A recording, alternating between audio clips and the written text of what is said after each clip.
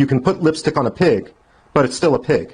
You can pretend that Pakistan isn't a terror sponsor, but it remains a terror sponsor no matter how much we try to normalize it. Simply put, the only reaction that the United States should take is a formal designation of Pakistan as a state sponsor of terror and a designation of Asif Munir as a terrorist. जो नजरें हैं वो पाकिस्तान और India पर हैं, सूरत खराब होती जा रही है, एस्केलेट करती जा रही है, और जो जंग के बादल हैं वो ना सिर्फ मंडला रहे हैं बल्कि महसूस हो रहा है कि फौजें बिल्कुल आमने सामने किसी भी लम्हे आ सकती हैं और एक मैसिव एक एस्केलेशन हो सकती है, खौफनाक किस्म का टकराव हो सकता है। 24 घंटों में इंडिया 3 पाकिस्तान पर अटैक कर चुका है, यानी 3 हमले पर पेंटागन के पूर्व अधिकारी ने बड़ा बयान दिया है।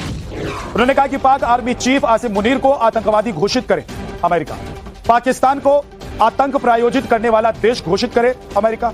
The only difference between Osama bin Laden and Asif Munir is Osama bin Laden lived in a cave and Asif Munir lives in a palace. But beyond that, the two are the same and their end should also be the same. और आसिम मुनीर और Usama bin Laden एक जैसे, ये Michael Rubin की तरफ से बयान दिया गया है। उनका फौज जो है हमारे से 4 गुना ज्यादा है, उनका जो एयरफोर्स है वो 8 गुना ज्यादा है, 6 गुना ज्यादा है, और उनकी नेवी जो है वो 8 गुना ज्यादा है जी। और उनका जो फौज है 4 गुना ज्यादा है।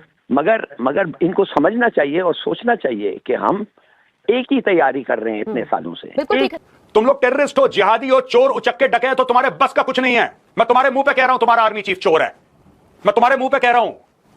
ना सुअर की खाल की जैकेट पहनाई आसिम मुनीर को, ना इसको घाघरा पहना के मुजरा करवाया ना टेबल के ऊपर, तुम देख लेना। है कि आज की तारीख में पूरी दुनिया ये बात मानती है कि पाकिस्तान की असली सच्चाई क्या है, उनका असली चेहरा क्या है, और यही बात पेंटागन के पूर्व अधिकारी भी कह रहे हैं कि समय आ गया पाकिस्तान की नस काटने पर आ चुके हैं, जहां पर जो है वो जंग हमें नजर आ रही है कि कुछ खराबी जो है वो इतनी बढ़ चुकी है कि यहाँ पर उस पे पानी छिड़कने वाला कोई नहीं नजर आ रहा हमें।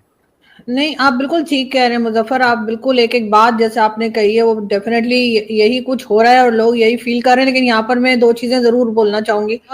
जो ये टेरर अटैक हुआ है इसमें कहा गया कि जी लोगों का रिलीजन पूछा गया, उनसे कहा गया कि आप कलमा सुनाएं, उनको कहा गया कि अजान दे के बताएं, और अगर वो मुसलमान नहीं निकले तो उनको गोलियां मारी गई, जो कि यकीनन एक बहुत ही अफसोसनाक वाकया है। और जैसे हमारे यहाँ कहा जाता है मुस्लिम्स में, तो अक्सर पाकिस्तान में तो बड़ा ही नारा लगाते हैं ना कि वो तेरा मेरा रिश्ता क्या, ला इलाहा इल्लल्लाह, जो हमारे यहाँ बोला जाता है। तो उस लिहाज से तो अगर वो मुसलमान थे और उन्होंने इस तरह से वहां पर मौजूद लोगों को उनका रिलीजन देखकर मारा है, तो फिर वो तो शायद हमारे रिश्तेदार हो गए, और रिश्तेदार होने की वजह से, उस रिश्ते की वजह से मेरा ख्याल है कि मैं तो कम से कम जरूर जो है वो माफी मांगना चाहूंगी हर उस फैमिली से, हर उस खानदान से, हर उस फर्द से जिसके लोगों को इन लोगों ने मारा। और एज अ मुस्लिम मेरा ख्याल है कि मैं शर्मिंदा हूं और मैं हाथ जोड़ के माफी मांगती हूँ कि हमारे लोगों ने इस किस्म की घटिया गिरी हुई हरकत की है, और मैं इस पे बहुत ज्यादा शर्मिंदा हूँ। It was shocking, but this just goes to show you that you can put lipstick on a pig, but it's still a pig. You can pretend that Pakistan isn't a terror sponsor, but it remains a terror sponsor no matter how much we try to normalize it. As for the timing, just as there was a terrorist attack when Bill Clinton went to India, so too does it seem that Pakistan wants to draw attention away from Vice President J.D. Vance's trip to India. The United States shouldn't let Pakistan get away with it, and we shouldn't pretend that this is some sort of spontaneous action.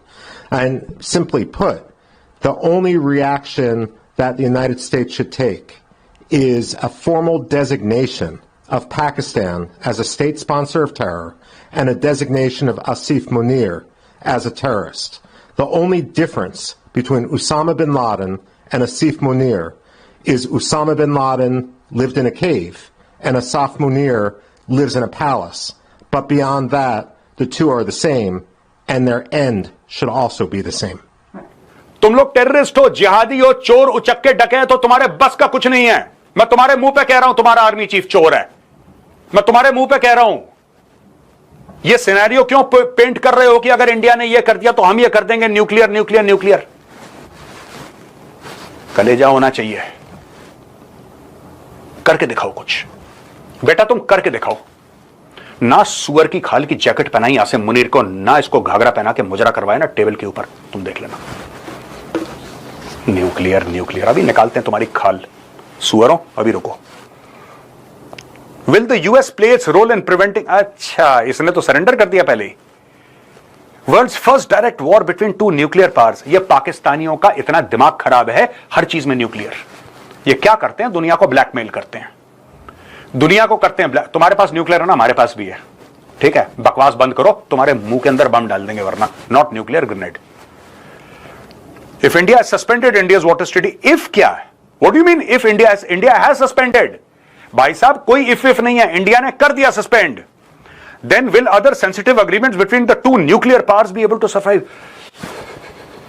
खौफ का आलम है नई दिल्ली में भाई, between two nuclear. इस आदमी ने, मतीउल्लाह जान, एक बात बताओ यार, तुम तो पुराने जर्नलिस्ट हो, तुम्हारी तो मार लगी थी, तुम्हें तो आईएसआई ने पीटा था, तुम्हें उठा के ले गए थे, तुम्हारा सॉफ्टवेयर अपडेट करा था। एक बात बताओ मुझे, तुम्हें न्यूक्लियर के अलावा इंग्लिश में कुछ आता है कि तुमने चैट जीपीटी से लिखवाया है? ये हद ही हो गई। अच्छा उर्दू में लिखा है, ट्रांसलेशन है, तभी मैं कहूं इतनी अंग्रेजी कहां से आ गई इन पाकिस्तानियों को। ये देखो अदर सेंसिटिव अग्रीमेंट्स, कौन से सेंसिटिव अग्रीमेंट है, भाड़ में गई तुम्हारे साथ। तुम इस लायक नहीं हो कि इंडिया तुम्हारे साथ अग्रीमेंट करे, जाहिल के बच्चे। अब ये जो अटैक हुआ, अगर आप नहीं रिटेलिएट करते हैं तो इस तरह के अटैक्स की बाढ़ हो जाएगी, और अगर आप रिटेलिएट करते हैं तो आप एक वॉर लाइक सिचुएशन में फंस जाएंगे। तो आपके पास कोई ऑप्शन नहीं है, जनता का दिमाग गरमाया हुआ है 2 दिन से।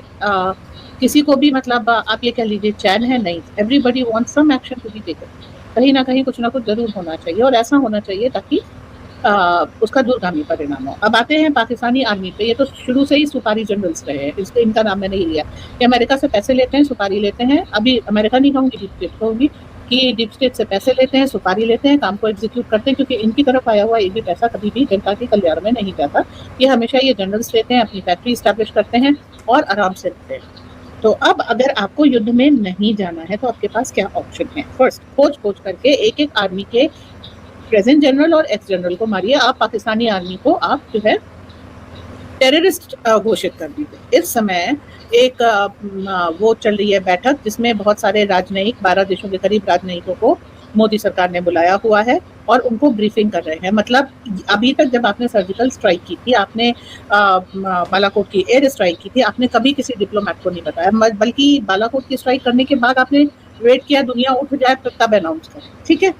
तो आपने करने के बाद अनाउंस किया दोनों केस में। इस बार जो है आपका मोटस ऑपरेंडाई बिल्कुल डिफरेंट है। आप पहले से दुनिया को बता रहे हैं, मतलब आप पाकिस्तान का निपटारा करने जा रहे हैं। छोटे मोटे एक्शन के लिए मोदी किसी की सलाह नहीं मांगते, किसी को इन्फॉर्म नहीं करते। छोटा मोटा अगर पीओजे के तक का होता तो हमें बोलने की कोई जरूरत नहीं थी। इस पोजीशन